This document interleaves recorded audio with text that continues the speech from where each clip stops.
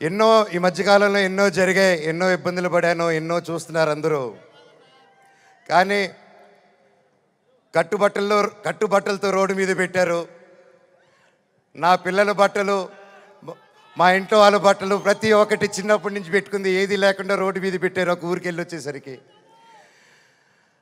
And బయటికి ఎక్కడికైనా వెళ్ళేదానికి కార్లు కూడా లేవు, కార్లు తీసుకెళ్ళిపోయారు.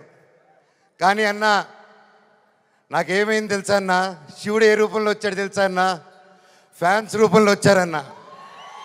ఇంటి బయట 20 కార్లు పెట్టారన్న నాకు వచ్చి. వాళ్ళే తీసుకొచ్చి ప్రతి ఒక్కరు వచ్చి అన్న మేమున్నాం అని నిలబడారు. దీని అంతట్లో నాకు ఒకటే బాధ, ఇంత చేసినా, ఇంత జరిగినా, ఎంత ఇబ్బందులు పెట్టినా, ఎన్ని కేసులు వేసినా నాకు ఎవరి మీద కోపం రావట్లేదు, బాధ ఒకటే వేస్తుంది. అది నా బలహీనతో, అది వాళ్ళ బలమో నాకు అర్థం కావట్లేదు. ఎన్ని జన్మలైనా ఈ జన్మకు మాత్రం నా కట్టగాలేంత వరకు నేను మోహన్ బాబు గారి అబ్బాయినే, అది ఎవరు మార్చలేరు. నాకు ఆయన నేర్పించిన క్రమశిక్షణే, ఆయన చిన్నప్పటి నుంచి నన్ను నీతి వైపు నిలబడు, న్యాయం వైపు నూరి పోసి పెంచారు. ఈరోజు నేను న్యాయం వైపు నిలబడినప్పుడు చుట్టుపక్కల అందరూ చేరి తప్పంటున్నారు. నేను మీ పక్క నిలబడినా, న్యాయం పక్క నిలబడినా అనేది ఆ బ్యాటిల్ ప్రతిరోజు. కానీ ఏదేమైనా, ఎన్ని జన్మలెత్తినా మీరే నా దేవుడు, మీరే నా తల్లి, మీరే నా తండ్రి. మీకు ఎప్పుడు నేను బిడ్డనే. మీ దేవుళ్ళు ఎప్పుడు మా అందరికి ఉండాలని కోరుకుంటున్నాను. 9 సంవత్సరాలు అయినా కూడా ఈ రోజుల్లో 1-2 సంవత్సరాలు ఇస్తేనే మర్చిపోయే రోజుల్లో 9 సంవత్సరాల తర్వాత కూడా ట్విట్టర్లో కానీ ఇంటర్నెట్లో కానీ ఎక్కడ చూసినా అన్న సినిమా చేయి, కంబ్యాక్ ఇవ్వు, సినిమా చేయి అని ప్రతి ఒక్కరు అంటుంటే నాకు వాళ్ళకి ఎలా థ్యాంక్స్ చెప్పుకోవాలో కూడా అర్థం కాలేదు. సినిమానే థ్యాంక్స్గా చెప్పాలి. సొంత వాళ్ళే దూరం పెట్టే రోజుల్లో మీరింత దగ్గర చేర్చుకొని నాకు ఇంత ప్రేమిస్తున్నారంటే, ఈ గుండె ఎంత ధైర్యంగా ఉందంటే అది మీరే, అది మీరందరూ. నాకు ప్రస్తుతం ఈరోజు నా భార్య, 2 పిల్లలు తప్ప పెద్ద కుటుంబం, వాళ్ళకి, నా బిడ్డకి, నా కూతురికి, నా కొడుక్కి నా కుటుంబం ఏది అంటే ఇదిగో అమ్మా నీ కుటుంబం అని చూపించే గర్వంగా ఒక ధైర్యం ఇచ్చారు మీరు. ప్రతి ఒక్కరికి, నాకు ఇంత ప్రేమించిన ప్రతి ఒక్క ఇంటికి, ప్రతి ఒక్కరికి మీ పాదాలకి వందనం.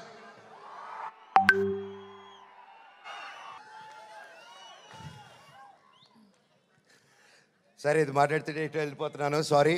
ఫైనల్గా ఈ మధ్య మనం చూస్తున్నాం, ఇండియాలో వార్ జరుగుతుంది.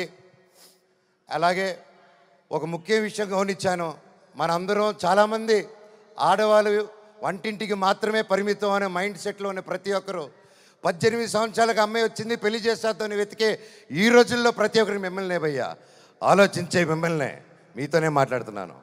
మీరు దయచేసి కాలం మారింది.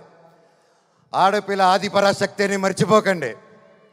మనం ఈరోజు అందరూ చల్లగా ఉన్నామంటే భారత్ నాన్న దగ్గర నుంచి కాదు, భారత్ మాతా దగ్గర నుంచి మనం చల్లగా ఉన్నాం. ఈరోజు మన ఇండియాని ముందుకు తీసుకెళ్లే వింగ్ కమాండర్ ఒక మహిళ, ఒక కలోనల్ ఒక మహిళ.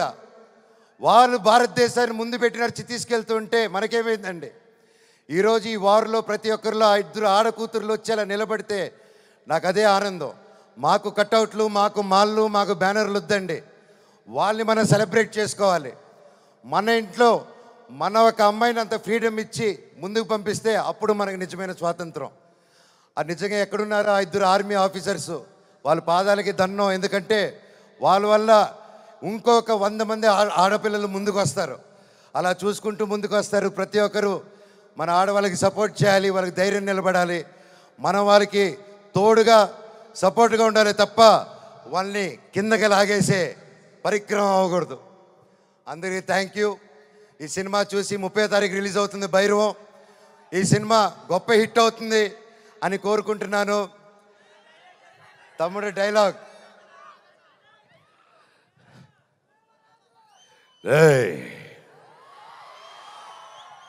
ఇంకోసారి వరద జోలికొచ్చావు, ఈసారి ఉత్సవాలు తెగేది మేక కాదు, నీ పీకలా.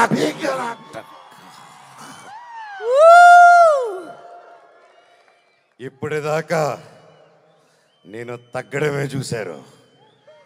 ఇప్పటి నుంచి మీ అందరిని నా గుండెల్లో ధైర్యంగా నింపుకొని నెక్కడం చూస్తారు.